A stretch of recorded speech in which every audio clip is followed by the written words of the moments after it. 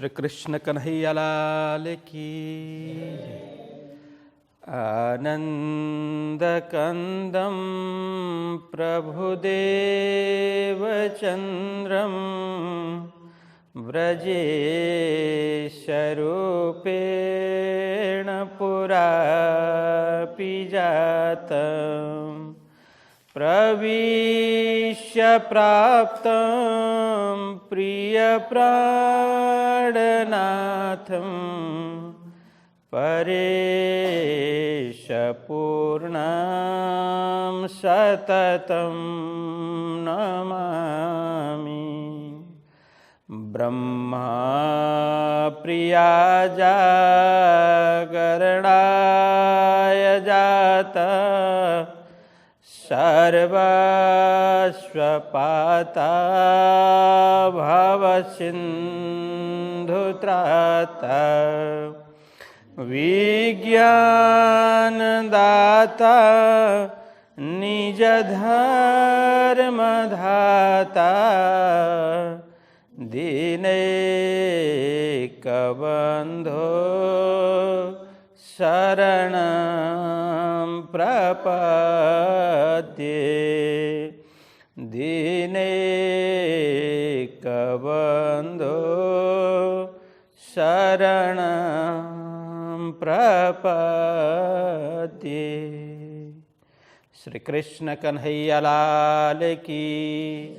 श्री सद्गुरु महाराज की। श्री प्राणनाथ प्यारे की। श्री पाँच नवतनपुरी धाम की। जगद्गुरु आचार्य श्री 108 कृष्णमणि जी महाराज की। समस्त सुंदर साथ की। धर्मप्राण सुंदर साथ जी, लालदास वितक का प्रशिक्षण चल रहा है। 18 प्रकरण पूर्ण हुआ। आज 19वां प्रकरण की हम चर्चा करेंगे। तो 19 प्रकरण का शीर्षक है तीनों सृष्टि की पहचान। शीर्षक से ही अवगत हो जाता है कि यह प्रकरण में क्या प्रसंग चलने वाला है। तीनों सृष्टि की पहचान के विषय में लालदास जी महाराज यहाँ अब उल्लेख करने वाले हैं। तो हम प्रारंभ करते हैं। तो प्रथम चौपाई में कहते हैं, तीन सृष्टि कही वेद ने, तीनों कही फिरकान, और तीनों बानी साधो में, ताकि सैयों पे पहचान। लालदास जी महाराज यहाँ समझा रहे हैं सुंदर साथ जी, तीन सृष्टि कही वेद ने। सृष्टि में तीन प्रकार की आत्मा, इसको तीन सृष्टि कही है। वैसे तो मूल रूप से देखें तो सभी ही परमात्मा की ही सृष्टि है, किंतु इसमें विभाग किया गया है। तो विशेष करके वेद में तीन सृष्टि की बात आती है। वेद में मतलब वेद कहो, पुराण कहो, उपनिषद कहो। सनातन शास्त्रों में, वैदिक परंपरा के ग्रंथों में, यह वेद कहने का मतलब मात्र वेद नहीं, वैदिक परंपरा के जो पूजनीय ग्रंथ है, इनको हम शास्त्र बोलते हैं, उनमें इस प्रकार की बात लिखी है, तीन सृष्टि की बात लिखी है। तो उसी प्रकार से कतेब परंपरा, इस्लाम परंपरा के पवित्र ग्रंथ, जिसको कतेब कहते हैं, कुरान कहते हैं, हदीस कहते हैं, उसमें भी तीन सृष्टि की बात कही है। ये फिरकान मतलब, वैसे तो फिरकान थोड़ा सा यह बदलते हुए यहाँ आया है, फुरकान से फिरकान हुआ है। ये कुरान के लिए, कतेब के लिए प्रयुक्त हुआ शब्द है। जैसे वेद ने तीन सृष्टि की बात की है, वैसे ही कतेब ने भी 3 प्रकार की सृष्टि की बात कही है।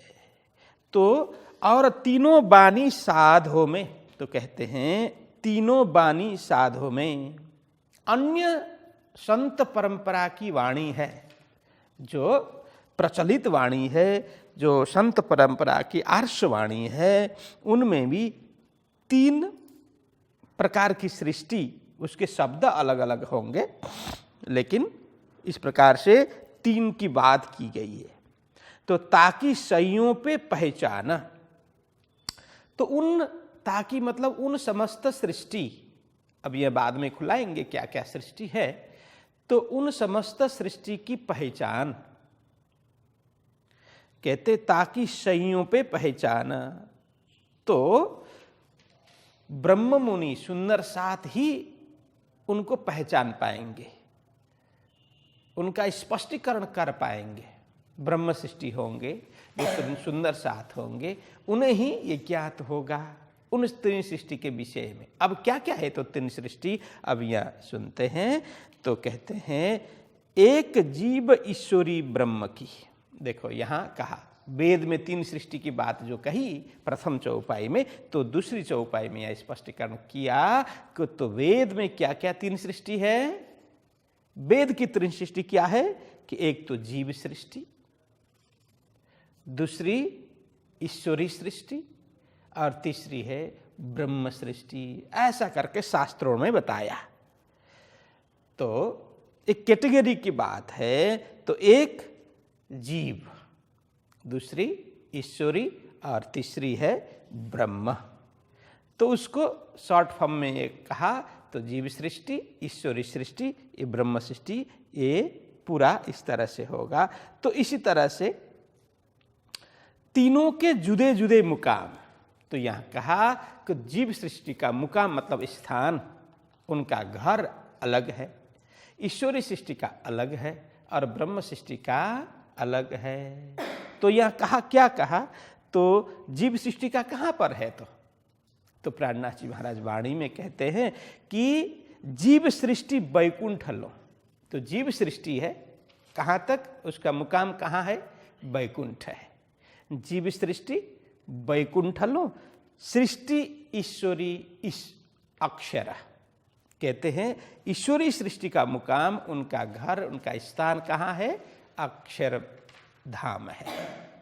तो जीव सृष्टि का वैकुंठ भगवान विष्णु का धाम जो सतलोक में है, वहाँ पर जीव सृष्टि वहाँ पहुँचेंगे। वहाँ से जीव सृष्टि का संबंध है, जहाँ जिसका संबंध जहाँ तक है वो वहीं तक पहुँचेगा, उससे आगे नहीं पहुँचेगा। तो इसीलिए जीव सृष्टि का संबंध वैकुंठ से होने से, तो जीव सृष्टि जो भी है उनका स्थान ही वैकुंठ है, वो अंतिम में वैकुंठ ही पहुँचेंगे। और कहते हैं ईश्वरी सृष्टि का स्थान कहाँ पर है, अक्षरधाम में है। तो अक्षरधाम में 24,000 ईश्वरी सृष्टि की बात करते हैं ना, तो 24,000 ये सखियाँ है, तो अक्षर ब्रह्म से संबंधित है, उनसे संबंध है उनका। इसीलिए वे भी ये यहाँ कहा ना मुकाम, तो अक्षरधाम तक ही उनका स्थान है, वो उनका घर अक्षरधाम ही है। तो और आगे कहते हैं ब्रह्म सृष्टि अक्षरातीत लो। तो ब्रह्म सृष्टि कहाँ तक जाएंगे कि अक्षरातीत, पूर्ण ब्रह्म परमात्मा का जो धाम परम धाम है, अक्षरातीत धाम, वहाँ तक उनकी गति होगी, उनकी पहुँच वहाँ तक होगी। उनका मुकाम अक्षरातीत पूर्ण ब्रह्म परमात्मा का जो दिव्य परम धाम है, वहाँ ब्रह्म सृष्टि का स्थान है। तो ये कौन कह रहा है, कहे शास्त्र यूं कर, इस तरह से शास्त्र हमें ज्ञान दे रहे हैं। तो यही कहा कि तीनों के जुदे जुदे मुकाम हो गया ना, जीव सृष्टि का वैकुंठ, ईश्वरी सृष्टि का अक्षरधाम और ब्रह्म सृष्टि का परम धाम। ये 3 प्रकार से 3 सृष्टि का स्थान भी यहाँ बतला दिया गया। और कहते हैं आम खास खासल खास, यही बात, इसी बात को कतेब में या कहें कुरान में इस तरह से कहा है। देखो आम खास खासल खास, तो कतेब में ऐसा कहा, आम, खास, खासल खास। तो क्या मतलब, इसका मतलब क्या हुआ? आम मतलब जीव, जीव सृष्टि को आम सृष्टि कहा, और ईश्वरी को खास कहा, विशेष कहा। और खासल खास मतलब अति विशेष, अति विशेष, उसको खासल खास कहा। तो इस तरह से भाषागत शब्दगत अंतर है, लेकिन मूल रूप से एक ही है। एक कहने का तात्पर्य, ये वेद ने जीव ईश्वरी ब्रह्म कहा, कतेब ने आम खास खासल खास कहा। कहीं बीच निज धाम, बस खासल खास का स्थान, ब्रह्म सृष्टि का स्थान, सुंदर साथ का स्थान कहाँ कहा? निज धाम कहा। बस पूर्ण ब्रह्म परमात्मा से संबंध सीधा सीधा, देखिए पूर्ण ब्रह्म परमात्मा से इनडायरेक्टली संबंध तो सबका है, जीव का भी है, ईश्वर का भी है, सबका है, लेकिन डायरेक्ट जो संबंध है इसकी बात कर रहे हैं। सीधा सीधा संपर्क, सीधा संबंध जिनका है, ऐसे सुंदर साथ ब्रह्म मुनियों का मूल मुकाम कहाँ पर है? कहते हैं बीच निज धाम। निज धाम मतलब परम धाम, स्वयं का धाम, वो परम धाम। तो वहाँ से संबंध रखते हैं, ऐसा कहने का मतलब यह है। अब आगे कहते हैं सृष्टि ब्रह्म की साथ है। तो यहाँ कहते हैं सृष्टि ब्रह्म की साथ है, जाए मोहम्मदे दिया पैगाम, ल्याए कुंजी ईसा रूह अल्लाह, दैसो हाथ इमाम। देखो सृष्टि ब्रह्म की साथ है। अब यह कहने का मतलब थोड़ा अटपटा सा लगता है यहाँ पर। जो ब्रह्म सृष्टि है उनका संबंध पूर्ण ब्रह्म परमात्मा के साथ है, ये कहने का मतलब सृष्टि ब्रह्म, ब्रह्म सृष्टि का संबंध है वो ब्रह्म के साथ में है। सीधा सीधा संबंध ब्रह्म, पूर्ण ब्रह्म परमात्मा से सीधा संबंध है ब्रह्म सृष्टि का। जाए मोहम्मदे दिया पैगाम, बस अब किन को? मोहम्मदे दिया पैगाम। जो कते परंपरा में ऐसा कहा है कि आखिरी मोहम्मद, जो आखिरी पैगंबर, जिसको मोहम्मद को मुसलमान आखिरी पैगंबर बोलते हैं। पैगंबर किसको बोलते हैं? खुदा की आज्ञा अनुरूप कार्य करने वाले विशिष्ट व्यक्ति। खुदा जिस प्रकार से आज्ञा करे, खुदा के हुक्म से कार्य करने वाले, अपनी मनमर्जी से नहीं, खुदा के हुक्म से कार्य करने वाले। वो भी कैसा कार्य? अब खुदा के हुक्म होगा तो वो सही ही होगा ना। अल्लाह कोई भी हुक्म देता है, खुदा कोई भी हुक्म देता है, अथवा यूं कहें परमात्मा कोई भी आज्ञा करते हैं तो गलत तो नहीं करेंगे ना। वो तो दुनिया की भलाई के लिए, दुनिया के कल्याण के लिए ही कार्य करेंगे, वो आज्ञा करेंगे, आदेश करेंगे। तो यह कहा है कि मोहम्मद को आखिरी पैगंबर कहा, तो आखिरी पैगंबर ने कुरान खुदा का संदेश है। कहते हैं, मैंने पहले भी बात की थी, 4 पुस्तक जो खुदा ने मानव कल्याणार्थ भेजा उसमें से एक कुरान है, ऐसा इनका मानना है। तो उसमें कुरान अन्य ग्रंथों से पवित्र मानते हैं, उत्कृष्ट मानते हैं, सबसे श्रेष्ठ मानते हैं लोग। तो कहते हैं कि खुदा ने मोहम्मद के माध्यम से कुरान भेजा मानव कल्याण के लिए। तो उसमें ब्रह्म की, ब्रह्मधाम की और ब्रह्म सृष्टि की बातें संकेत रूप में कही गई है। ये कुरान लाने का मतलब ही कहते हैं कि ये खासल खास के लिए है। मतलब हम हमारे शास्त्रों के हिसाब से कहें तो ये ब्रह्म सृष्टि के लिए ही मोहम्मद ने संदेश लेकर के, मोहम्मद संदेश लेकर के आए खुदा की आज्ञा से। ये कहने का मतलब है कि जाए मोहम्मद ने दिया पैगाम, बस पैगाम मतलब संदेश। पैगंबर ने पैगाम दिया, संदेश दिया लोगों को कि कलयुग में ब्रह्म सृष्टि प्रकट होंगे, मतलब खासल खास प्रकट होंगे दुनिया को प्रेम देने के लिए, ऐसा करके खुदा ने कुरान में संकेत के रूप में कहा है। तो यही कहने का मतलब यही है कि कुरान लाने का मतलब ही ब्रह्म सृष्टि के लिए है, खासल खास के लिए है। ये अर्थ है ल्याए कुंजी इशारू अल्लाह। अब यहाँ कुंजी मतलब चाबी, यहाँ कहते हैं किस चीज की चाबी? मास्टर की। बोलते हैं मास्टर की है, वो सब ताले को खोल सकती है, मास्टर चाबी है ना। वो कोई भी ऐसा ताला नहीं होगा जो मास्टर चाबी न खोल सके। सब कुछ वो खोल सकता है, सब ताले को खोल सकता है। तो यह कहते हैं कुंजी हो मास्टर की। कौन लेकर के आए? बोलते हैं कि इशारू अल्लाह। इशारू अल्लाह, अल्लाह के रूह कौन है? सदगुरु रूह अल्लाह श्यामा जी स्वयं सदगुरु श्री देवचंद्र जी महाराज को यहाँ पर इस प्रकार से प्रस्तुत कर रहे हैं। यह इशारू अल्लाह है, यही श्यामा जी है। एक कुंजी लेकर के आए। कौन सी कुंजी? तारतम रूपी कुंजी, ज्ञान रूपी कुंजी। अब इससे क्या होगा? वेद में जो सांकेतिक रूप में जो निहित गूढ़ रहस्य है, कतेब में आज तक जो खोला न गया ऐसा जो गूढ़ रहस्य है, वो सारा खोल सकेंगे इस चाबी के द्वारा, जो चाबी सदगुरु जी लेकर के आए।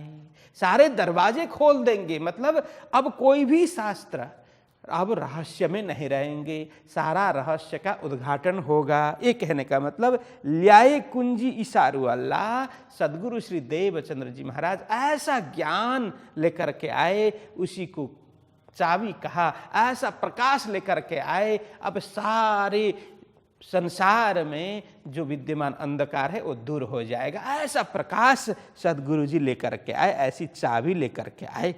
250 हाथ इमाम। अब चाबी लेकर के, वो ज्ञान लेकर के सदगुरु जी ने किसको दिया, किनको दिया? तो कहते हैं 250 हाथ इमाम, इमाम के हाथ में दिया। इमाम कौन है? यहाँ कहते हैं इमाम है आखिरी इमाम, ये स्वयं प्राणनाथ जी महाराज है। तो सदगुरु जी ने इस ज्ञान को प्राणनाथ जी को सौंप दिया और स्वयं ये ज्ञान को लेकर के आए।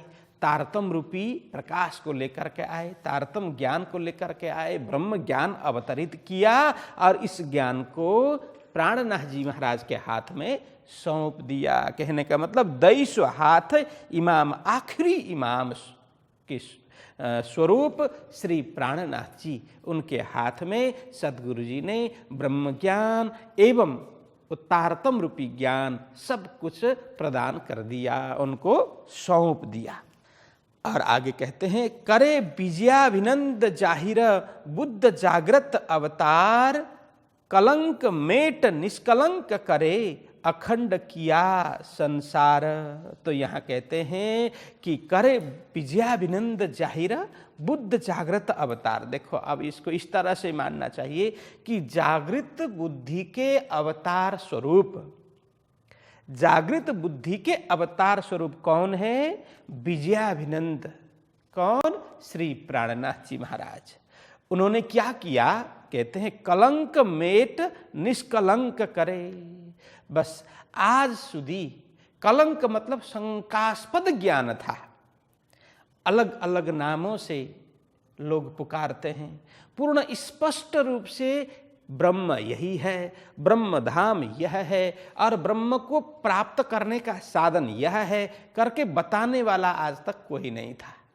कलंक मतलब कुछ दाग, ज्ञान में कुछ न कुछ दाग था। कहने का मतलब कमी थी, स्पष्ट रूप से कोई बता नहीं पा रहा था।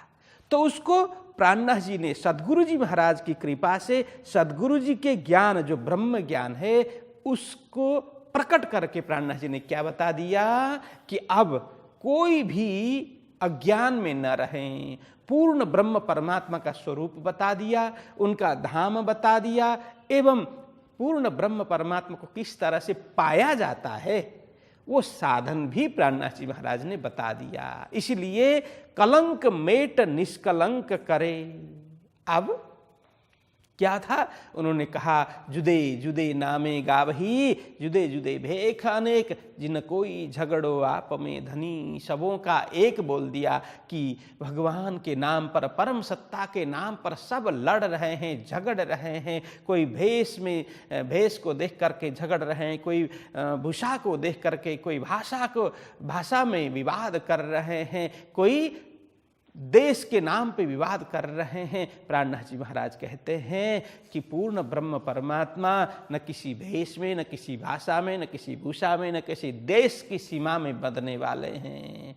वे तो एक है और उनके द्वारा ही ये सारी सृष्टि हुई है, अंतिम में जाकर के उनमें ही समानी है। तो सबका मालिक तो एक ही है। जैसे वेद में कहा कि एकम सत विप्रा बहुधा वदंती, सत्य एक ही है, लेकिन ज्ञानी जन उसे अलग अलग रूप से व्याख्या करते हैं। तो ये न जानकर सारे लोग झगड़ रहे हैं। तो प्राणनाथ जी महाराज ने यह और स्पष्टीकरण दिया कि परमात्मा तो एक ही है। तो आज तक जो समझ नहीं पाए जिस ज्ञान को, उसका उजागर करके, स्पष्टीकरण करके प्राणनाथ जी महाराज ने बता दिया। इसी को कहा निष्कलंक करना, कलंक रहित, दाग रहित, बेदाग करना। सबका मन निर्मल हो गया। अब ज्ञान के प्रकाश मिलते ही सबका मन निर्मल हो गया, बेदाग हो गया। ज्ञान स्पष्ट हुआ, अपना मजल, अपना लक्ष्य स्पष्ट हो गया सबके। तो कहते हैं अखंड किया संसार ज्ञान दे करके। प्राणनाथ जी महाराज ने ऐसा दिव्य ज्ञान दिया, तो जिस ज्ञान के द्वारा इस संसार को अखंड कर दिया। अखंड मतलब क्या है? देखिए, जब तक अज्ञान होगा तब तक बात समझ नहीं आएगी। जैसे हमने भागवत कथा श्रवण की होगी, राजा परीक्षित को भागवत कथा सुनाते हैं सुखदेव जी महाराज 7 दिन तक, एक दिन से लेकर के 7वां दिन तक, अंतिम दिन तक राजा परीक्षित को समझ नहीं आती बात। पूरी भागवत कथा सुनाई, आत्मा के विषय में सुनाया, परमात्मा के विषय में सुनाया, आत्म उद्धार किस तरह से करना है, आत्म कल्याण किस तरह से करना है, ब्रह्म को किस तरह से पाना है, भक्ति के विषय में सब कुछ बताया। उन्होंने कहा कि यह आत्मा अजर अमर है, शरीर मरण धर्मा है, सब बताया। तो 7वां दिन में जाते जाते कहा, अब मैं जा रहा हूं, तुम्हें कुछ पूछना हो तो पूछ लो। तब राजा परीक्षित फिर चिंता करते हैं कि गुरुदेव आप जा रहे हैं, अब मेरा तो मरने का समय आ गया, अब कुछ ही समय में तक्षक नाग आएगा, मुझे डंक मारेगा, मैं मर जाऊंगा। ये सुनकर के सुखदेव महाराज को बड़ा गुस्सा आया और कहते हैं, ये मूर्ख राजा, तू मूर्ख का मूर्ख रहा, अब मैं यहां से निकल गया, तेरा कोई दूसरा उपचार नहीं है, कुछ चारा नहीं है। तो राजा परीक्षित बोलते हैं कि आपके आगे मैं नतमस्तक हूं, अब एक बार पुनः आप मुझे ये 7 दिन का ज्ञान है ना, पुनः दीजिए। तो 7 दिन जो ज्ञान सुनाया वो ज्ञान पुनः सुनाते हैं थोड़े ही समय में, जिसको उपसंहार बोलते हैं। देखो, कोई भी ग्रंथ लिखते हैं जिसमें भूमिका होती है और अंतिम में उपसंहार कोई लिखते हैं, कोई नहीं लिखते हैं। अधिकतर अच्छे ग्रंथों में ऐसा लिखा जाता है कि अब जो भी महत्वपूर्ण विषय है उसके द्वारा वहां पर उद्धृत किया जाता है। तो उपसंहार कर दिया महामुनि सुखदेव जी महाराज ने और कह दिया कि पुनः वही बात जो पहले बात कही थी वही कहा कि देखो, तुम तो सत्य हो, चैतन्य स्वरूप हो, आत्मा स्वरूप हो, शुद्ध हो, बुद्ध हो, मुक्त हो, तुम कभी मरने वाले नहीं हो। ये शरीर तो पंच महाभूत से निर्मित है। ये पंच महाभूत जैसे मिला, जैसे ये कपड़ा है ना, कपड़ा किस तरह से बनता है? तान में चढ़ाते हैं कपड़ा। कभी भी देखिए, एक तो वो तिरछी धागा है, एक खड़ी है, वो सब जोड़ करके कपड़ा बनाते हैं। तो इसी तरह से ये पंच महाभूत क्या है, क्या होता है? पृथ्वी, जल, तेज, वायु, आकाश। इसको पंच तत्व बोलते हैं, पंच महाभूत भी बोलते हैं। ये शरीर में सारा वही है। ये शरीर निर्माण इन्हीं 5 तत्वों से, पृथ्वी, जल, तेज, वायु, आकाश, इसी से निर्मित है। जब ये 5 मिल गए तो शरीर निर्माण हो गया। अब 5 फिर अलग अलग हो गए तो शरीर फिर नाश हो गया। तो शरीर तो पहले भी जड़ था, अभी भी जड़ है, लेकिन अंदर जो तत्व है, आत्म तत्व, वो अजर अमर है। तुम कभी मरने वाले नहीं हो। तुम तो इस शरीर में आने से पूर्व भी थे, अभी भी हो, और शरीर नष्ट होने के बाद में भी तुम रहोगे। ऐसा करके फिर समझाया, तब जाकर के राजा परीक्षित को अनुभव हो गया, हाँ मैं तो कभी मरने वाला नहीं हूँ। अभी तक मैं अपने को शरीर मान रहा था, अब मैं शरीर नहीं हूँ। उन्हें ज्ञान हो गया। ज्ञान होते ही अज्ञान हट गया, छट गया, भाग गया। तो अब ज्ञान स्वरूप में मैं शुद्ध हूँ, बुद्ध हूँ, परम मुक्त हूँ, कभी मरने वाला नहीं हूँ। नैनम छिन्दन्ति शस्त्राणि नैनम दहति पावक न चैनम क्लेदयन्त्यापो न शोषयति मारुत। तो ऐसा उन्हें अनुभव हो गया। देखो यही है अखंड, मतलब अब ज्ञान हो गया तो मैं अखंड हूँ, ऐसा हो गया ना। उनको थे तो वही, पहले मैं मरने वाला हूँ, डर रहे थे। अब ज्ञान हो गया, नहीं नहीं नहीं, मैं डरने वाला नहीं, ये तो शरीर है, ये 20-50 वर्ष से मैं देख रहा हूँ, अब मिट जाएगा। ऐसा शरीर तो मैं चाहूँ तो दूसरा धारण कर सकूँगा। यदि मुझे इच्छा नहीं हो तो मैं परमात्मा के चरणों में आनंद प्राप्त करूँगा, अखंड आनंद मुझे मिल जाएगा। ऐसा उनको अनुभव हो गया। देखो कहीं कुछ ला करके उधर थोड़ी डाला है।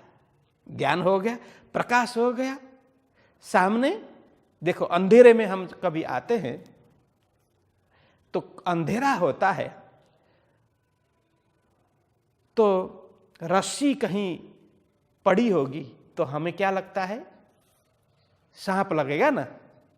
रज्जू, जिसको संस्कृत में रज्जू बोलते हैं, तो डोरी भी ऐसे पड़ी होगी तो हम घबरा जाते, अरे यह तो सांप है ना। और अंधेरे में आए, ऐसा स्टैंड पड़ा होगा अथवा तो कोई वस्तु पड़ी होगी, तो जैसे ये कुर्सी के ऊपर कुछ कपड़े से ढक दिया हो और अंधेरे में देखे तो हम क्या सोचेंगे? अरे ये भूत है, ऐसा सोचेंगे ना। ऐसा लगेगा कि नहीं लगेगा? लगेगा ना। तो वहाँ भूत थोड़ी है।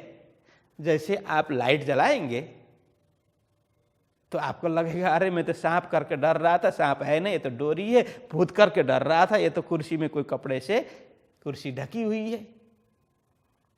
जरूरत क्या है? लाइट जलाने की जरूरत है ना, प्रकाश आने की जरूरत है। प्रकाश आते ही सारा जो अज्ञान है हट जाएगा, भ्रम है हट जाएगा। तो यह अखंड है। अखंड किया संसार, सबको ब्रह्म ज्ञान दे दिया, सबको तारतम ज्ञान दे दिया। उसके द्वारा प्राणनाथ जी ने सबको अखंड कर दिया। ये भाव है। ये तो बहुत और भी बहुत कुछ बातें हैं, लेकिन यहाँ अभी समय होगा नहीं। तो यहाँ कहते हैं कि एक साहिब वेद कतेब में सब तिनकी लिखी मजकूरा, सो साहिदी नेक हुकुमे जाहिर किया नूरा। देखो एक साहिब वेद कतेब, साहिब मतलब स्वामी, साहिब मतलब मालिक, जो भी कहो, स्वामी कहो, मालिक कहो, ब्रह्म कहो, कुछ भी कहो, सब एक ही है, सबके एक है। चाहे हिंदू हो, चाहे ईसाइयों का हो, चाहे इस्लाम को मानने वाले हो, दुनिया में जितनी भी सृष्टि है सबके साहिब तो एक ही है, सबके मालिक तो एक ही है। तो एक साहिब वेद कतेब में, वेद में भी ऐसे ही कहा है कि एकम सत्य कहा है, सत्य वही है। एको ब्रह्म द्वितीयो नास्ति कहा है, ब्रह्म एक ही है, दूसरा कोई नहीं है, उसके द्वारा ही सबकी सृष्टि हुई है। ऐसा कहा है कि कतेब में भी वही कहा, अल्लाह एक है, खुदा एक है। कतेब में भी ऐसा ही कहा, सब तिनकी लिखी मजकूरा, बस वही ब्रह्म की बातें वेद में भी है, कतेब में भी है। सो साहिदी नेक हुकुम है, तो अच्छी अच्छी साक्षी वेद में भी साक्षियां दी है, कतेब में भी साक्षियां दी है। यहाँ साहिदी मतलब साक्षी, नेक मतलब सुंदर साक्षी। देखो नेक का अर्थ अलग अलग प्रसंग अनुरूप बदलेगा। कहीं नेक का मतलब जरा सा होगा, कहीं अच्छा होगा, सुंदर होगा। यहाँ सुंदर अर्थ में है तो वो वेद में, कतेब में बड़े सुंदर सुंदर साक्षी वहाँ पर परमात्मा के हुक्म से, परमात्मा के आज्ञा से दी है। और जाहिर किया नूर, बस जाहिर किया नूर, या नूर मतलब प्रकाश। कौन सा प्रकाश? ज्ञान रूपी प्रकाश। बस सारे अब वेद की साक्षियाँ, कतेब की साक्षियाँ, वेद में जो रहस्यात्मक बातें हैं, गूढ़ रहस्य है, कतेब में जो गूढ़ रहस्य है, सबको खोल खोल करके प्राणनाथ जी महाराज ने प्रकाश फैला दिया, ज्ञान की धारा बहा दी। यहाँ जाहिर किया मतलब प्रचार किया, स्पष्ट किया, कहने का मतलब वो ज्ञान रूपी प्रकाश स्पष्ट कर दिया। तो कहते देखो, अब यहाँ कहते एक साहेब वेद कतेब में, तो इसको प्राणनाथ जी महाराज कहते हैं नाम सारों जुदे धरे लई सबो जुदी रसम। तो प्राणनाथ जी महाराज यही कहते हैं, नाम सारों जुदे धरे। अब हिंदुओं में भी अलग अलग, कोई ब्रह्म कहे, कोई ईश्वर कहे, कोई परमात्मा कहे, कोई भगवान कहे, कोई परम सत्य कहे, कोई परम प्रकाश कहे, जो भी कहे, लेकिन है तो एक ही। तो कतेब में भी कोई अल्लाह कहते हैं, कोई खुदा कहते हैं, है ना, कोई हक कहते हैं, है तो एक ही। शब्द अलग अलग है लेकिन तत्व तो बदलता नहीं है। अंगूर को कोई अंगूर बोले, कोई ग्रेप्स बोले, कोई द्राक्ष फलम बोले, है तो एक ही, कोई बदलेगा थोड़ी, भाषागत फेर है। तो इस तरह से नाम सारों जुदे धरे लई सबों जुदी रसम, सब में उम्मत और दुनिया सोई खुदा सोई ब्रह्म। ऐसा बताया कि सोई खुदा सोई ब्रह्म, चाहे ब्रह्म कहो, चाहे खुदा कहो, चाहे अल्लाह कहो, चाहे हक कहो, चाहे ईश्वर कहो, चाहे परम सत्ता कहो, चाहे परम सत्य कहो, चाहे परम प्रकाश कहो, चाहे प्रेम स्वरूप कहो, चाहे भगवान कहो, कोई अंतर नहीं है, तत्वतः एक ही है। तो ऐसा स्पष्टीकरण कर दिया।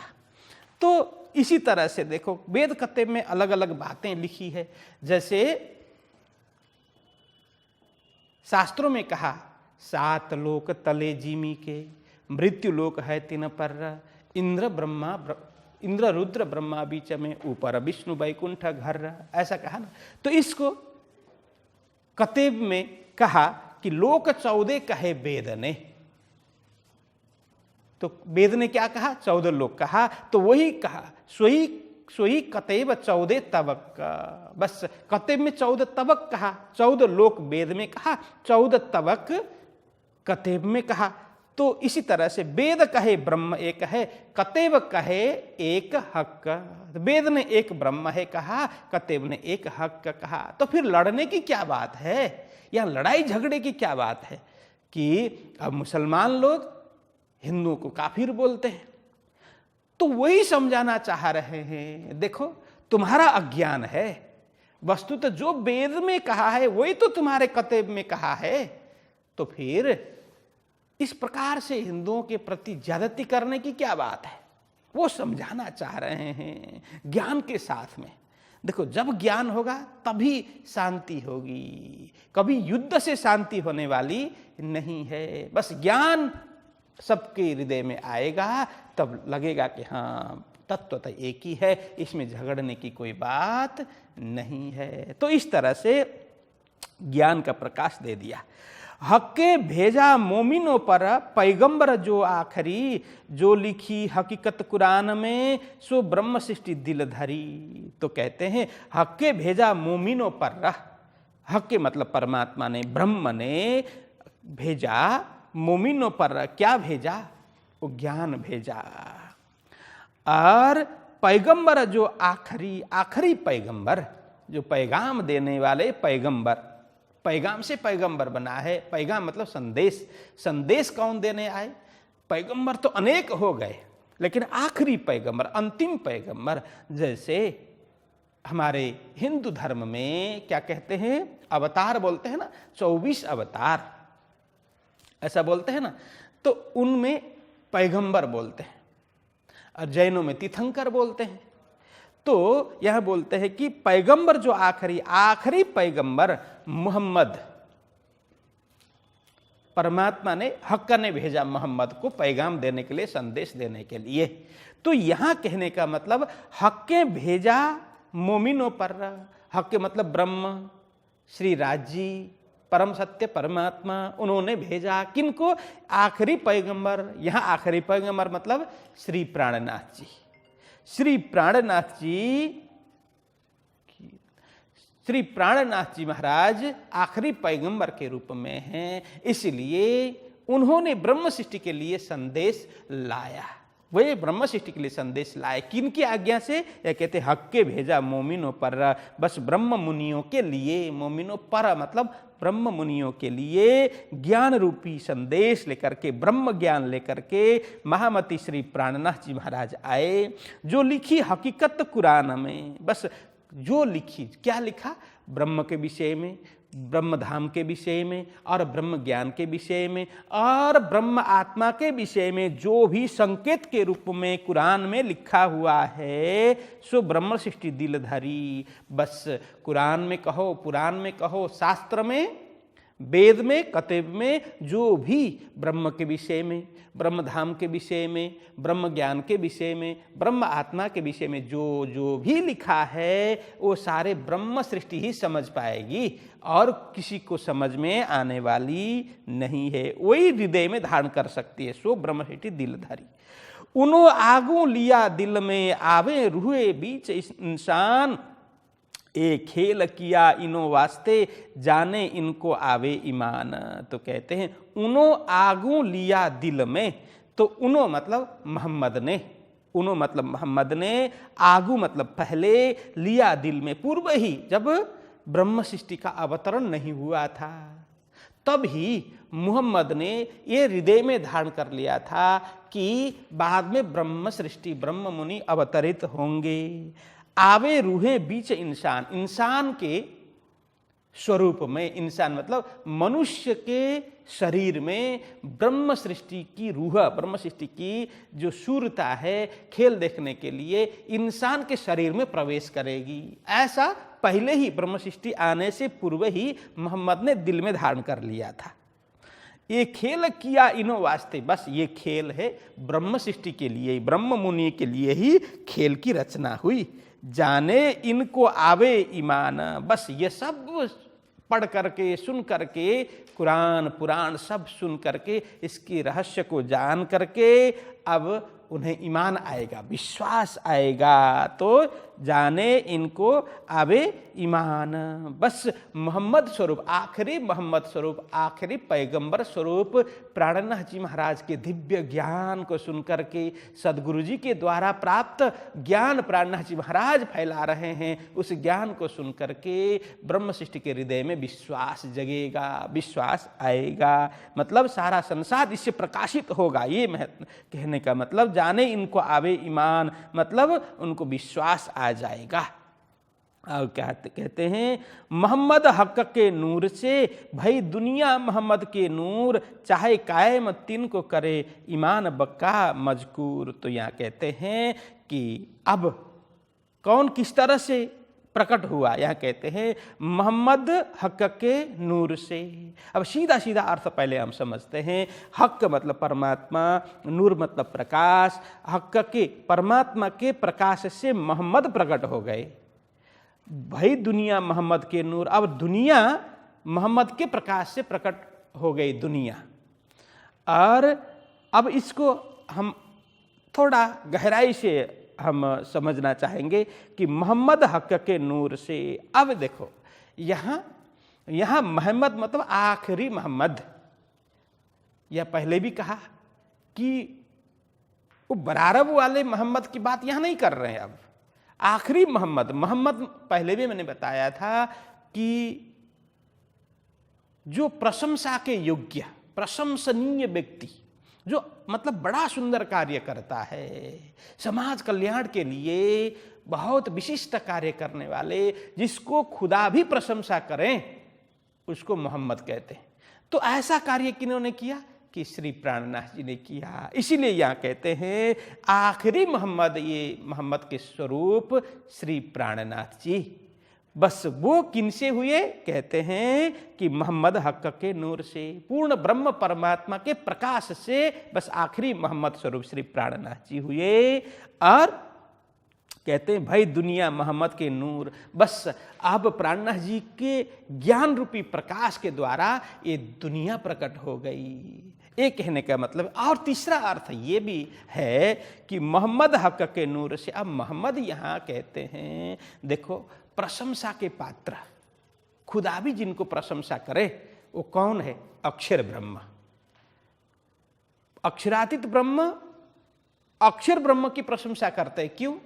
क्योंकि अक्षरातीत ब्रह्म के दिल में एक खेल प्रकट करने की इच्छा हुई, ब्रह्म आत्मा को खेल दिखाने की इच्छा हुई, तो उसको पूर्ण करने का कार्य, उत्तरदायित्व तो उन्होंने किन को सौंपा? अक्षर ब्रह्म को सौंपा। अक्षर ब्रह्म ने पूरी खेल बनाई, पूरी दुनिया अक्षर ब्रह्म ने बनाई।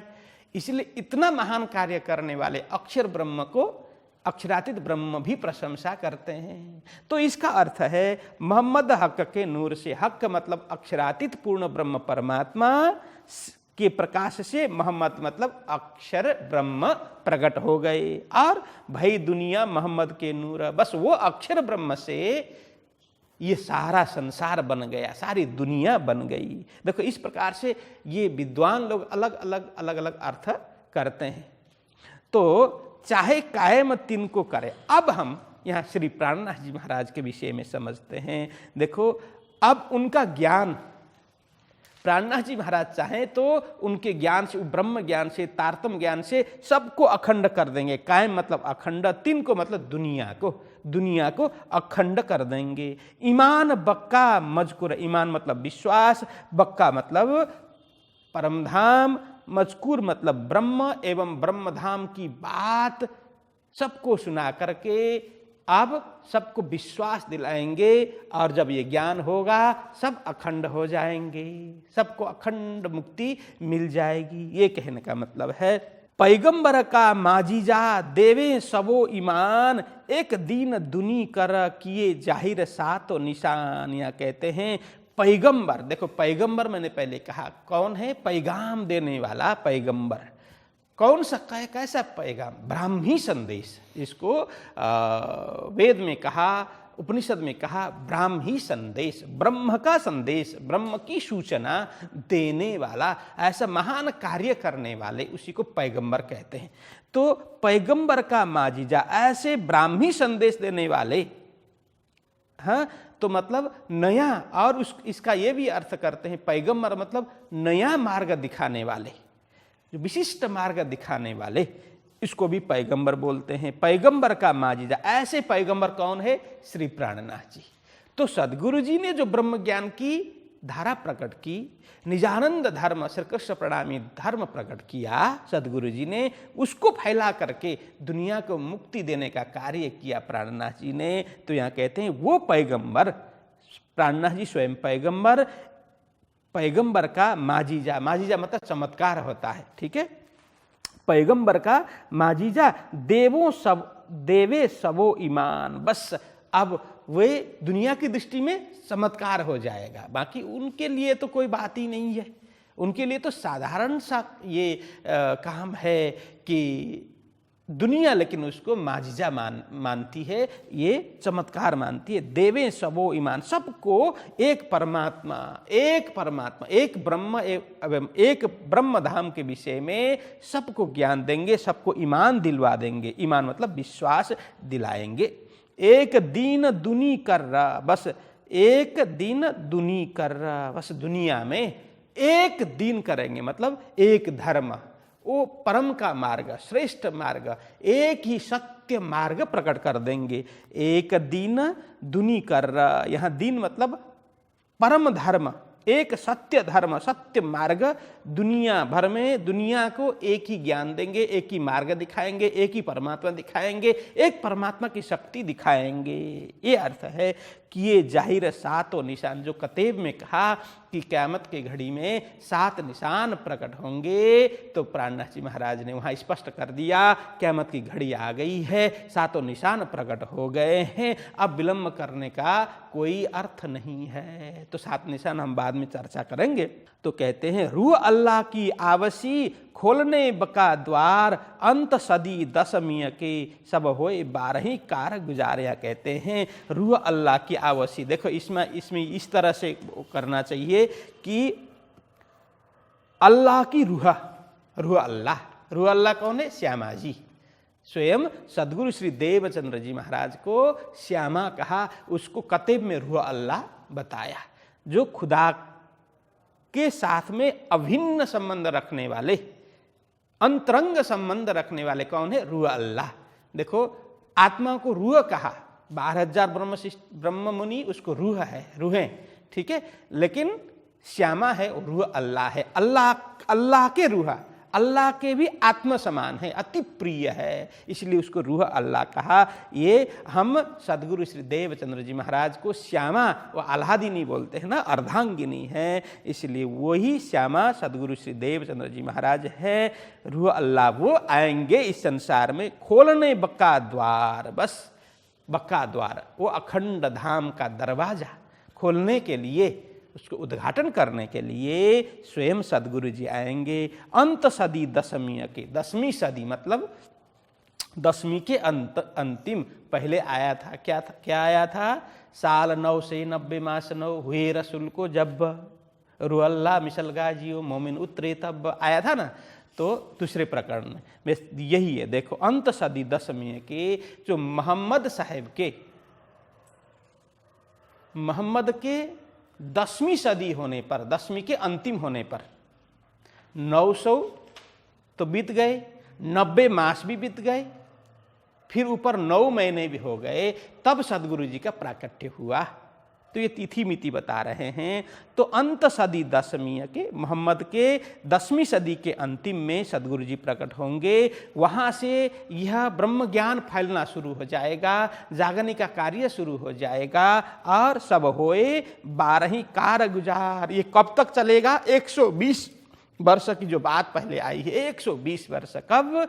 विक्रम संवत 1638 से लेकर के विक्रम संवत 1758 तक 120 वर्ष होते हैं। इसमें 10वीं के अंतिम, 11वीं सदी पूरा और 12वीं के कुछ वर्ष, इस तरह से ये 120 वर्ष में ये ब्रह्म ज्ञान का फैलाव होगा और ब्रह्म मुनियों की जागने का कार्य होगा। सब होए 12 कार गुजार। कार गुजार मतलब वो कार्य जो भी होने थे, जागने का कार्य 120 वर्ष के अंतराल में होंगे। मतलब 10वीं सदी के अंत। 10वीं सदी कौन सा? मोहम्मद के आए हुए 10 सदी के उसके अंतिम में, और 11वीं सदी पूरा और 12वीं सदी के प्रारंभ। ये इस तरह से इन 120 वर्षों में जागने का कार्य ब्रह्म ज्ञान के प्रकाश के द्वारा होगा। तो इस तरह से यहाँ बता रहे हैं। मिलावा रूहन का कही गाजियों मिसल सोए, होवे खिलवत खाना जाहिर बक्का पहचान सबों होए। तो कहते हैं मिलावा रूहन का मिलावा मतलब रूहन मतलब ब्रह्म मुनियों का मिलना, एकत्रित होना, संगठित होना। अब अलग अलग स्थानों में बिखरे हुए थे ना, तो उनको जागृत करके एक करते हैं। तो उस मिलावा को, उस मिलन को, एकत्र होने को कहे गाजियो मिसल सोए। तो गाजियो बोलते हैं धर्मवीर, धर्म योद्धा, धर्म के प्रति समर्पित होने वाले, जिसको धर्म प्राण करके हम संबोधन करते हैं ना, कि धर्म ही जिसका प्राण है, धर्म के सिवाय वो जी ही नहीं सकते। इतने प्रेमी समर्पित धर्म योद्धा शूरवीर जो है, रूहा जो मिसल मतलब जमात है, उनको कतेब में मिसल गाजियो कहा। जो ब्रह्म सृष्टि, हम ब्रह्म मुनि ब्रह्म सृष्टि बोलते हैं, उसको कतेब में मिसल गाजियो कहा। जो धर्म वीर, धर्म योद्धा, धर्म प्राण और जमात। ये मिसल मतलब जमात, इस तरह से उनको कहा होवे खिलवत खाना जाहिर। इनके मिलने से, इनके जागृत होने से अब सदगुरु जी के ज्ञान द्वारा, प्राणनाथ जी के ज्ञान द्वारा क्या हो रहा है, कहते होवे खिलवत खाना जाहिर। खिलवत खाना मतलब मूल मिलावा, वो पूर्ण ब्रह्म परमात्मा का धाम, अक्षरातीत धाम और रंगमहल, उसके अंदर जो विद्यमान मूल मिलावा है वो जाहिर होगा, सबके ज्ञान में आ जाएगा। जाहिर होने का मतलब होवे खिलवत खाना जाहिर, बक्का पहचान सबो हो। सबको अब बक्का के विषय में, धाम परमधाम के विषय में, ब्रह्मधाम के विषय में सबको जानकारी होगी, सबको पहचान होगी। ईश्वरी सृष्टि फिरस्ते कहे सो पहुँचे नूर मकान, और सृष्टि जीव की आम जो पावे आठों भीष्ट निदान। कहते हैं ईश्वरी सृष्टि फिरस्ते कहे, ईश्वरी सृष्टि को कतेब में फिरस्ता कहा है। क्या? ईश्वरी सृष्टि फिरस्ते कहे। इस फिरस्ता मतलब हम हमारी भाषा में देवदूत भी कह सकते हैं, जो अच्छे कार्य करने वाले, शुभ संकल्प लेकर के आने वाले, तो यहाँ कहते शुभ संदेश देने वाले, अल्लाह की आज्ञा को लेकर के, अल्लाह के शुभ संदेश को लेकर के आने वाले को फिरस्ता बोलते हैं। हम उसको देवदूत मतलब ईश्वरीय शक्ति संपन्न उसको बोलते हैं। ईश्वरीय शक्ति, परम शक्ति को लेकर के आता है अच्छे कार्य के लिए, उसको कहते हैं। ईश्वरी सृष्टि को कते में फिरस्ता कहा। सो पहुँचे नूर मकान, जो पहली बात की कि ईश्वरी सृष्टि अक्षरधाम पहुँचते हैं, वही कहा सो पहुँचे नूर मकान। नूर मकान मतलब अक्षरधाम, वहाँ पहुँचेंगे। और जीव सृष्टि की आम, जो आम, जीव सृष्टि को आम कहा कतेब में, वेद ने जीव सृष्टि कहा, कतेब ने आम कहा। इल पावे आठों भीष्ट निदान। बस प्राणनाथ जी महाराज ने स्पष्टीकरण कर दिया 8 भीष्ट के विषय में। अष्ट भीष्ट, भीष्ट मतलब बहिष्ठ, जहाँ पर अखंड आनंद का अनुभव किया जा सकता है। जो 8 भीष्ट की बात प्राणनाथ जी महाराज वाणी में करते हैं, तो उसमें से 8वां भीष्ट है। ये सब 8वां भीष्ट ये सब जीवों को भी प्राप्त होगी। तो इस तरह से प्राणनाथ जी महाराज कहते हैं। 8 भीष्ट के विषय में भी बाद में चर्चा करेंगे। पावे आठों भीष्ट निदान। देखो 8 भीष्ट होंगे, उसमें अंतिम भीष्ट जो 8वां भीष्ट है, ये सब जीव को प्राप्त होगा। देखो अलग अलग यहाँ पर वर्णन किया गया है। मोमिन अरस अजीम के बैठे खेल देखत, मायने खोल जाहिर किए यही बखत क्यामत। बस मोमिन मतलब वो ब्रह्म मुनि, परमात्मा के प्रति समर्पित जो ब्रह्म मुनि है, अरस अजीम परम धाम में बैठे खेल देखत, वहाँ बैठे बैठे सुरता के रूप में ही खेल देख रही है ब्रह्म सृष्टि। मायने खोल जाहिर किए यही बखत क्यामत। ये संपूर्ण अर्थ प्राणनाथ जी महाराज ने स्पष्ट कर दिया। मायने मतलब अर्थ, वेद कतेब के सारे गुण रहस्य जो आटी घुटी है, सब खोल करके प्राणनाथ जी महाराज ने जाहिर कर दिया, स्पष्ट कर दिया। यही बखत क्यामत, बस क्यामत आत्म जागृति का यही समय है और कोई क्यामत आने वाली नहीं है। जब ये महाप्रलय होगा तब तो होगा, लेकिन क्यामत का मतलब बस हम आत्म जागृति हो जाए, तब फिर उसके लिए ये सारा नाचीज है, ये सब तुच्छ है। तो ये आत्म जागृति का समय आ गया है, यही समय है, यही घड़ी है, ऐसा बोलते हैं। यही साइत हजूर की तहाँ बेर नहीं लगार, 4 घड़ी दिन पिछला ये जाने परवर दिगार। देखो अब यहाँ यही साइता, ये तो संसार में तो करोड़ों वर्ष चल रहा है, लेकिन यहाँ कहते हैं परमधाम के हिसाब में तो यह एक पल भी नहीं है। यह कहते हैं यही साइता हजूर की। हजूर मतलब स्वयं श्रीराज जी। श्रीराज जी के सानिध्य में बैठ कर के ब्रह्म मुनियों ने खेल कब देखा कि दिन के अंतिम लगभग 4:30 बजे, 4 घड़ी दिन बाकी था। 4 घड़ी मतलब लगभग 1.5 घंटा दिन जब बाकी था, मतलब 4:30 बजे, सायंकालीन 4:30 बजे के समय यहाँ के हिसाब से। हाँ, परम नाम में तो कोई समय है नहीं, वहाँ तो कोई काल की कोई बात ही नहीं है, समय की कोई बात ही नहीं है। यहाँ के हिसाब से समझा रहे हैं दिन के 4:30 बजे वहाँ से सुरता रूप में मूल मिलावा से खेल देख रहे हैं ब्रह्म सृष्टि। एक ही साथ 4:30 बजे सबको बैठा करके खेल दिखाने की प्रक्रिया की श्रीराज जी ने। यहाँ कहते हैं यही साइता हजूर की तहाँ बेर नहीं लगा रहा, परंतु वहाँ तो एक पल भी बीता नहीं है, अभी एक पल भी आगे गया ही नहीं है। लेकिन यहाँ अनेकों वर्ष, सयों वर्ष बीत जाते हैं, हजारों वर्ष बीत जाते हैं, करोड़ों वर्ष बीत जाते हैं, लेकिन परम धाम के हिसाब से तो एक पल भी बीता नहीं है। वही समय वही शायद है, जरा भी समय आगे गया नहीं है। 4 घड़ी दिन पिछला ये जाने परवरदिगार, यहाँ वही आया, पिछले 4 घड़ी दिन जब बाकी था वो समय का जो वृत्तांत है ये जाने परवरदिगार, ये तो स्वयं परमात्मा जानेंगे और कोई जानने वाला नहीं है। श्री महामती कहे ए मोमिनो, ए बेवरा तीनों का कहा तुम, कहूँ आगे और मजल की जो दिखाया खेल हुकुम। तो लालदास जी महाराज यहाँ समझा रहे हैं सुंदर साथ जी, ये बेवरा तीनों का कहा तुम। बेवरा मतलब विवरण, तीनों मतलब ये तीनों सृष्टि का विवरण, व्याख्या मैंने इस तरह से किया कि वेद में जो कहा है, कतेब में क्या कहा है, ये सब सुंदर साथ को समझाने का मैंने प्रयास किया। कहूँ आगे और मजल की, अब जागनी लीला में, जागनी महाअभियान में जो जो मजल होंगे, जो जो पड़ाव होंगे, वहाँ किस प्रकार की लीला होगी, किस प्रकार आगे प्रसंग बनेगा, उसके विषय में जो दिखाया खेल हुकुम, जो परमात्मा पूर्ण ब्रह्म परमात्मा की आज्ञा से, उनके हुक्म से जो जो खेल अब सुंदर साथ देखेंगे, ब्रह्म मुनि देखेंगे, वो सब मैं आगे के प्रकरण में मैं व्याख्या करूँगा, विवरण बताऊँगा। अभी के लिए इतना ही। बोलो कृष्ण कन्हैया लाल की। श्री महामती कै मोमिनो,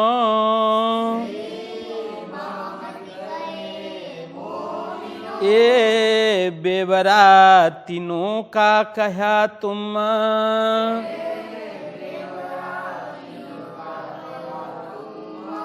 कहूँ आगे और मजाल की, जो दिखाया खेल हुकुम,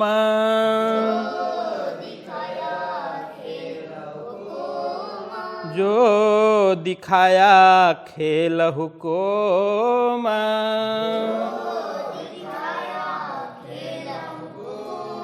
बोलिए कृष्ण कन्हैया लाल की।